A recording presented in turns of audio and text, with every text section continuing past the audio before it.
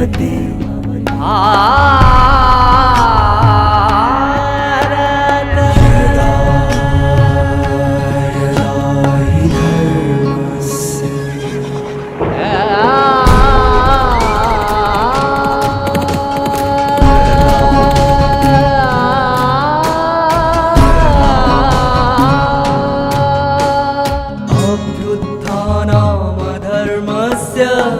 तदात्मानां सृजाम्यहं परित्राणाय साधूनां विनाशाय च दुष्कृतां विनाशाय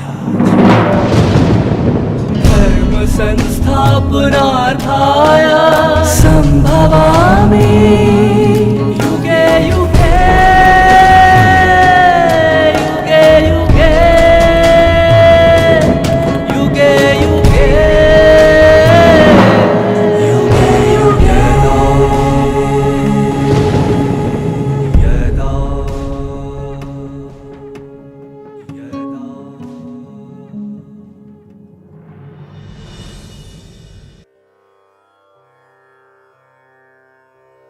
जनमत, परमत और मनमत पर चलते चलते मनुष्यात्माओं के जीवन का क्या हाल हुआ है देख रहे हैं। सदियों से हमारे बीच पूजे जाने वाली पवित्र ज्ञान निधि, जिसे श्रीमद् भगवत गीता कहते हैं, गीता ज्ञान की जरूरत और उसका महत्व आज के परिप्रेक्ष्य में क्या है, जानना सभी चाहते हैं, जान नहीं पाते। दुविधाओं और द्वंद्व में फंसे मन को सही राहत है इस अद्भुत गीता ज्ञान से। ओम शांति। यदा यदा हि धर्मस्य ग्लानिर्भवति भारत अभ्युत्थानाम् अधर्मस्य तदात्मानां सृजाम्यहम् परित्राणाय साधूनां विनाशाय च दुष्कृतां धर्म संस्थापनार्थाय संभवामि युगे युगे। ये श्लोक सुनते ही सबके मन में एक शंख ध्वनि सा सुनाई देने लगता है, अपनापन महसूस होता है, एक प्रतीक्षा की समाप्ति का अनुभव होता है। यूं लगता है कि हमारे लिए कोई आ गया है। यह वो ही श्रीमद् भगवद गीता के महावाक्य है जो स्वयं भगवान ने अपनी प्रतिबद्धता बताते हुए मानव मात्र के लिए ये संदेश दिया है। तो स्वयं परमात्मा क्यों अवतरित हुए थे, किसके लिए श्रीमद् भगवद गीता जैसे ज्ञान निधि को अर्पण किया था। यूं कहे कि हम भारत वालों का सौभाग्य है कि हमारी झोली में श्रीमद् भगवद गीता की ज्ञान संपत्ति है। श्रीमद् भगवद गीता एक सर्वकालिक सत्य है, मार्गदर्शन है, सर्व समस्याओं का निदान है, संजीवनी बूटी है। बच्चे से लेके बूढ़े तक जो भी अपने मन के दुविधाओं से बाहर निकलना चाहे, उसके लिए रास्ता बहुत सरल तरीके से बताया गया है। जैसे कि नाम ही इतना ऊंचा और अर्थपूर्ण है। श्री माना श्रेष्ठ, श्रेष्ठ बनाने के लिए या श्रेष्ठ बनने के लिए स्वयं परमात्मा या भगवान के द्वारा दिया गया श्रीमत, ये श्रीमत है। आज दुनिया में हर कोई मनुष्य मनमत के अनुसार चलता है, मनमौजी है। मन जैसे चाहता है वैसे करने को सोचते हैं। ये नहीं सोचते कि मेरी जिंदगी में आगे बढ़ने के लिए चाहिए क्या है। ऐसे संदर्भ में श्रीमद् भगवद गीता एक बहुत सुंदर आईना है जो मनुष्य को ये दिखाता है कि वर्तमान समय में आगे बढ़ने के लिए, जिंदगी को संवारने के लिए, संभालने के लिए और सजाने के लिए क्या चाहिए। भगवद गीता दुनिया के अनेकों भाषाओं में हजारों टिप्पणियाँ इसके बारे में लिखी गई है, भाषांतरित है। इतना सरल संस्कृत भाषा में श्रीमद् भगवद गीता है जो कोई भी इस भाषा को समझ सकता है और अपना सकता है।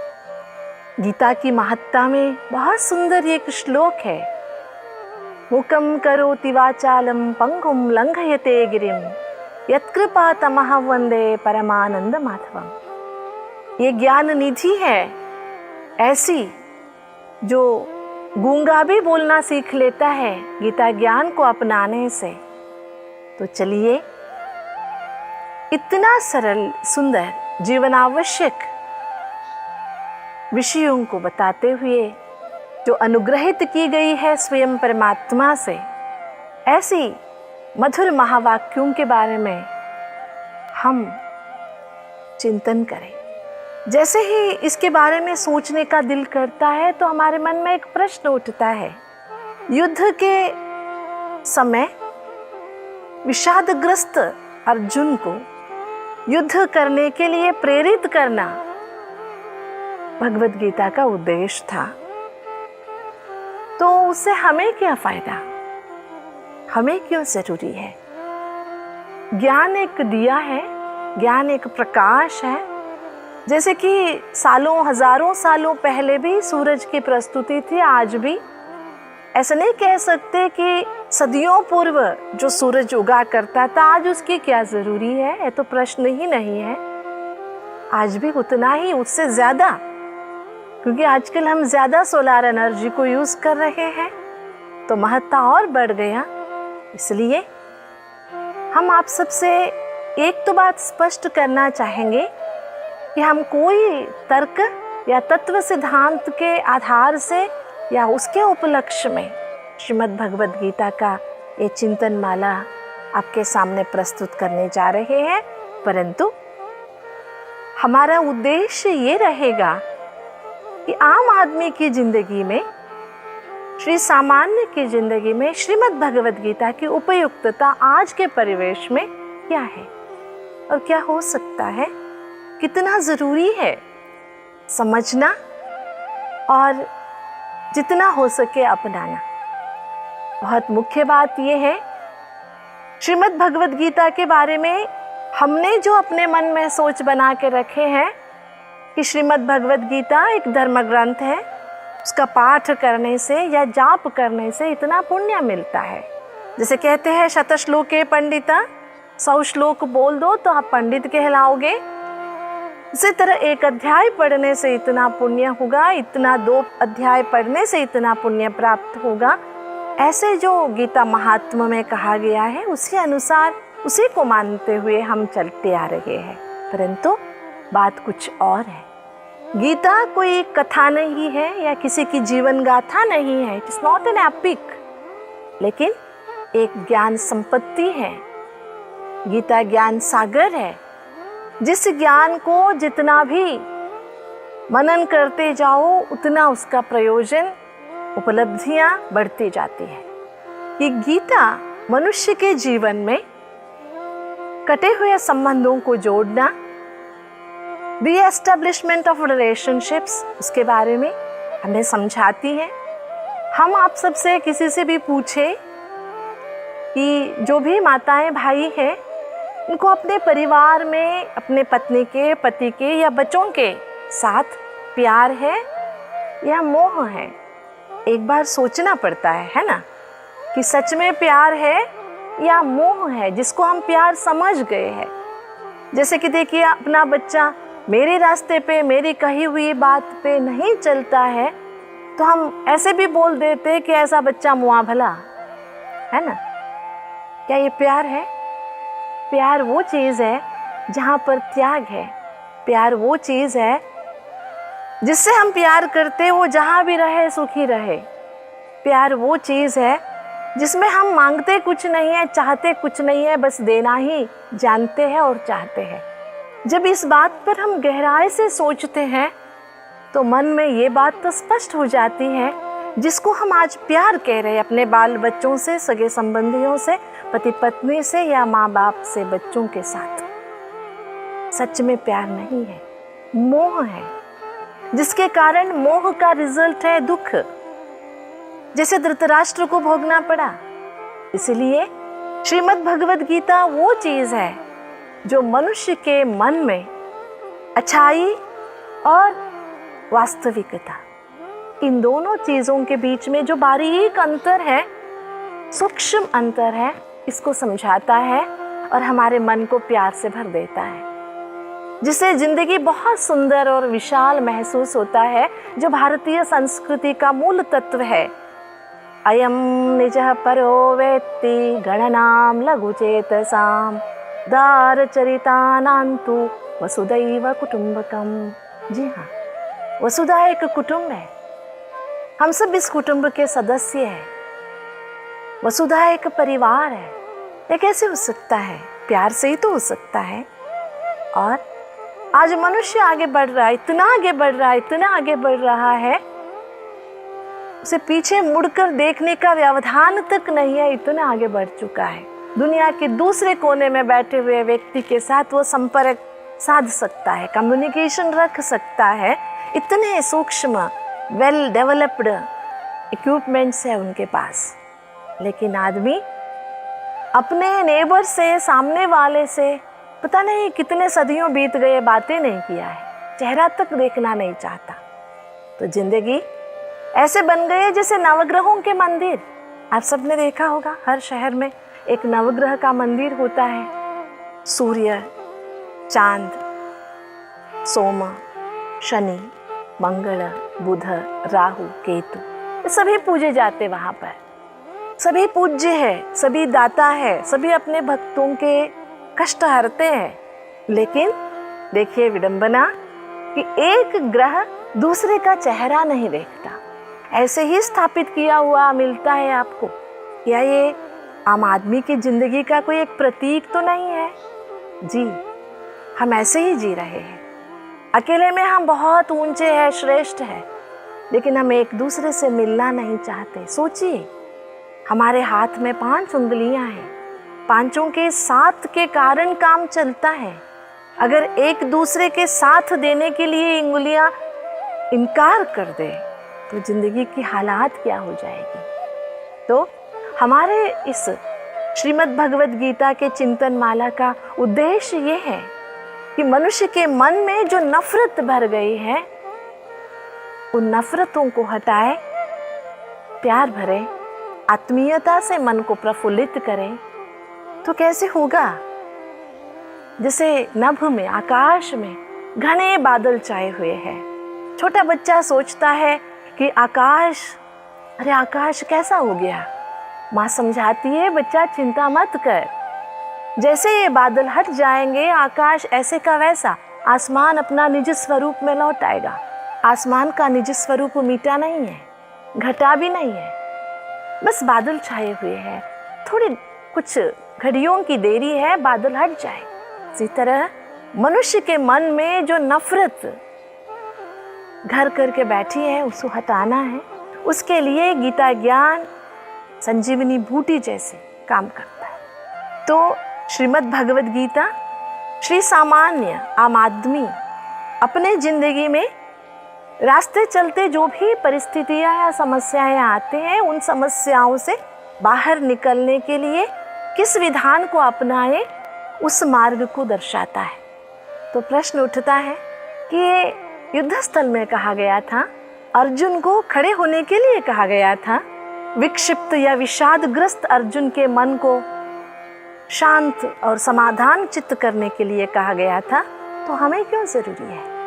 याद आता है महाभारत के बारे में, साउथ के एक लेखक का लिखा हुआ व्यक्तित्व परिचय, जिसमें लेखक लिखते हैं महाभारत के सब पात्रों के बारे में, जैसे कि दुर्योधन है, युधिष्ठिर है, कर्ण है, दुशासन है, अर्जुन है, वे लिखते हैं दुर्योधन ऐसा एक शख्स थे जिनमें सब कुछ था। जितने युधिष्ठिर में गुण, विद्वत, बहादुरी, निपुणता जो भी थे सब दुर्योधन में भी मौजूद था। लेकिन अंतर ये था, दुर्योधन जानते थे कि न्याय क्या है और अन्याय क्या है, धर्म क्या है और अधर्म क्या है, लेकिन अधर्म के रास्ते से धर्म के रास्ते में चल नहीं सकते थे। मतलब अधर्म के रास्ते को छोड़ नहीं सकते थे, धर्म के रास्ते को नहीं अपना सकते थे।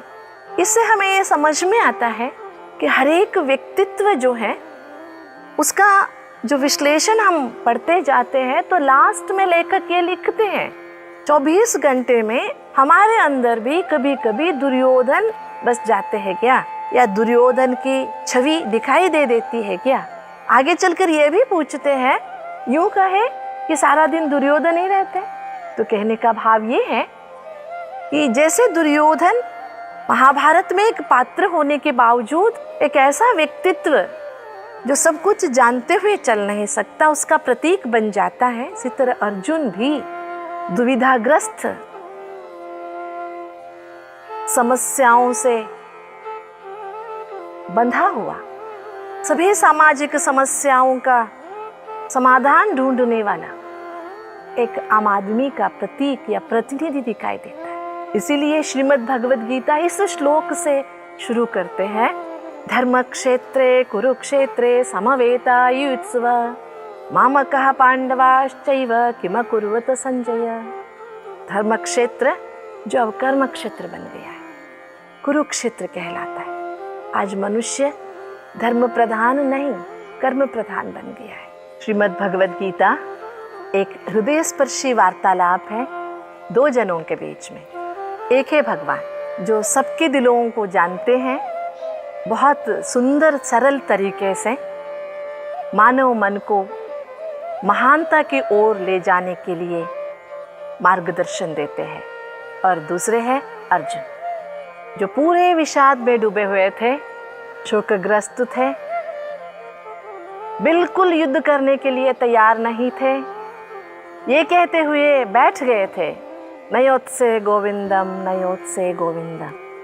लेकिन पूरा संपूर्ण भगवद गीता का ज्ञान सुनने के बाद 18वें अध्याय में आप सुनेंगे, अर्जुन कहते हैं, नष्ट मोह स्मृतिर्लब्ध तत्प्रसादान्मयाच्युत स्थितोस्मि गत संदेह करिष्ये वचनम तव। वाह, इस अंतर को देखते हुए आप खुद मुख विस्मित हो जाएंगे कि पहले अध्याय में जिस अर्जुन को हमने देखा था क्या वे यही है। क्योंकि अर्जुन कहते हैं कि मेरा मोह नष्ट हो गया, उपलब्ध हो गई, मन स्मृति स्वरूप हो गए हम, मन में जितने भी संदेह थे सारे समाप्त हो गए। कैसे?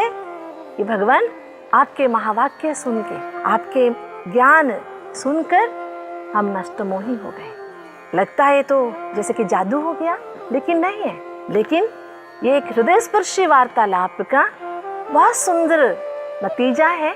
कहते हैं बातों से भूतों को भी भगा सकते हैं, है ना। लोग कहते दुनिया में कोई भी एक ताला बनाता है ना, बिना चाबी का कोई ताला नहीं बनाता।